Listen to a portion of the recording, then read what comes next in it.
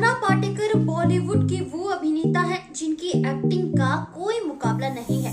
वे comedy से लेकर emotional और हर तरह के सीन को बखूबी निभाते हैं। फिल्मों में निभाए गए अपने किरदारों के साथ उनकी लव लाइफ भी चर्चा का विषय रही। नाना का मनीषा कोइराला के संग रिलेशनशिप खूब सुर्खियों में रहा था, लेकिन यह प्यार परवान नहीं चढ़ पाया। तो क्या वजह थी जो नाना और मनीषा एक दूसरे के नहीं हो पाए? आइए जानते हैं। नाना और मनीषा का इश्क 1996 में फिल्म अग्नि साक्षी की शूटिंग के दौरान नाना पाटेकर और मनीषा कोइराला के बीच प्यार हुआ। नाना उस वक्त शादीशुदा थे और मनीषा उनसे 20 साल छोटी थी। नाना अपनी पत्नी से अलग रह रहे थे और दोनों के बीच अफेयर की खबरें सामने आने लगी।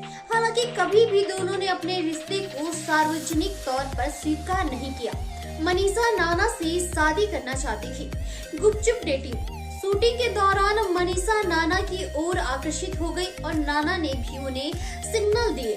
दोनों की छिप छिप कर डेटिंग शुरू हो गई थी, लेकिन जल्द ही यह खबरें बाहर आने लगी कि नाना कई बार मनीषा के घर के पास देखी गई। नाना तब भी शादीशुदा थे, लेकिन वे अपनी पत्नी से अलग रह रहे थे। हालांकि नाना की ज्यादा टोका टाकी से मनीषा तंग आ गई और उनके बीच दूरियां बढ़ने लगी। ब्रेकअप पर नाना की बात। फिल्म फेयर से बातचीत में नाना ने मनीषा की तारीफ करते हुए उन्हें कस्तूरी हिरण कहा और कहा, मनीषा में अद्भुत संवेदनशीलता है, वह बेहद खास है, उनका दर्द मैं शब्दों में नहीं बता सकता। ब्रेकअप एक मुश्किल दौर होता है और मैं उस दर्द को अनुभव से जानता हूँ। मुझे मनीषा की याद आती है।